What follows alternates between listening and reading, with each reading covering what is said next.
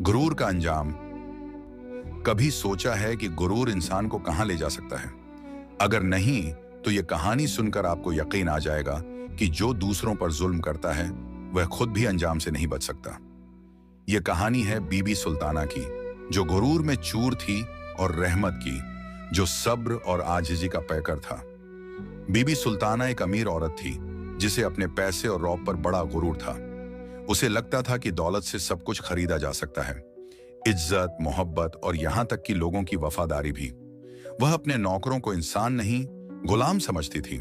उसके लहजे में हमेशा एक सख्ती होती जो दूसरों को कमतर महसूस कराती।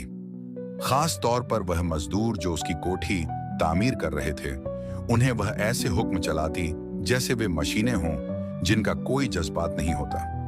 आज भी वह उसी गुरूर में चूर थी। दोपहर की धूप में तपती जमीन पर ईंटें जोड़ता एक मजदूर रहमत प्यास से निढाल हो चुका था। उसके होंठ सूख चुके थे, चेहरे से पसीना टपक रहा था, लेकिन उसके हाथ रुक नहीं रहे थे। वह रोजे की हालत में था, मगर फिर भी अपनी हिम्मत से काम में लगा हुआ था। बीबी सुल्ताना ऊपर से आती है, चेहरे पर हिकारत लिए हुए। उसके कदमों में वही रौब था, मगर आंखों में एक अजीब सा सर्दापन। वह रहमत को देखकर जोर से चिल्लाती है, ओए कमबख्त, ये ईंटें सही से क्यों नहीं रख रहा? रोजा रखा है तो क्या हुआ? काम में सुस्ती नहीं चलती यहां। रहमत ठंडी सांस लेकर थकी हुई आवाज में कहता है, बीबी जी, रोजा रखा हुआ है, गर्मी बहुत है, बस हाथ जरा आहिस्ता चल रहा है, शाम तक सारा काम मुकम्मल कर दूंगा, इंशाअल्लाह। बीबी सुल्ताना तंजिया हंस पड़ती है। इंशाअल्लाह, चलो बहाने मत बनाओ। अगर वक्त पर काम मुकम्मल न हुआ तो तुम्हारी मजदूरी काट लूंगी। रहमत खामोश हो जाता है। उसकी आंखों में कोई शिकायत नहीं, कोई नाराजगी नहीं। वह सिर झुकाकर फिर से काम में लग जाता है। शाम का मंजर सूरज डूबने को था। मजदूरों ने अपने हाथ रोक दिए थे। अजन की आवाज गूंज उठी।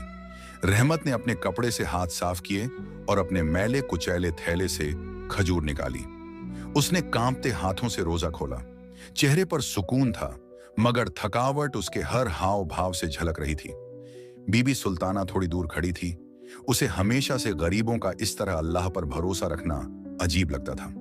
वह सोचती थी कि ये लोग अपनी कमजोरी को सब्र का नाम क्यों देते हैं, मगर आज वह गौर से रहमत को देख रही थी। अचानक जैसे ही उसने पीछे हटने की कोशिश की, उसका पैर फिसला। जोरदार चीख के साथ वह नीचे गिर गई। सारी दुनिया जैसे थम गई थी। कोई बचाए! उसकी चीख सुनकर मजदूर भागे, मगर सबसे पहले वही शख्स दौड़ा जिसे उसने सबसे ज्यादा हिकारत से देखा था, रहमत। उसने बिना कोई सवाल किए, बिना कोई शिकवा किए उसे सहारा दिया। बीबी सुल्ताना की आंखों में तकलीफ और शर्मिंदगी के मिले जुले जज्बात थे। उसे अपनी बेबसी का एहसास हुआ। जो औरत दूसरों पर हुकूमत करने की आदी थी, आज दूसरों की रहम की मोहताज थी। रहमत ने उसे धीरे से सहारा देकर बिठाया।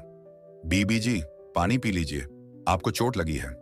बीबी सुल्ताना, जो हमेशा गरीबों से नफरत करती थी, उनके हाथ से पानी पीना अपनी तौहीन समझती थी। आज उसी रहमत के हाथों से पानी लेकर पी रही थी।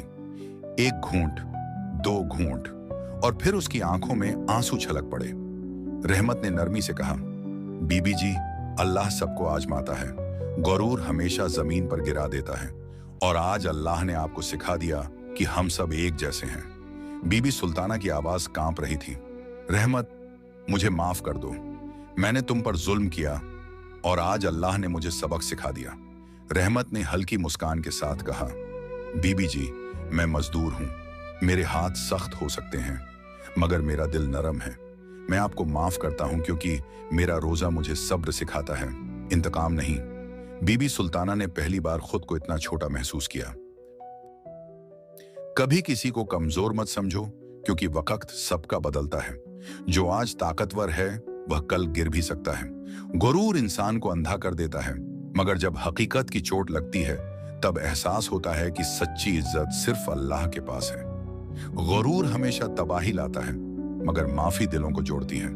आज बीबी सुल्ताना ने गुरूर छोड़कर आजिजी अपनाई, और आज ही से उसकी जिंदगी का एक नया बाब शुरू हुआ।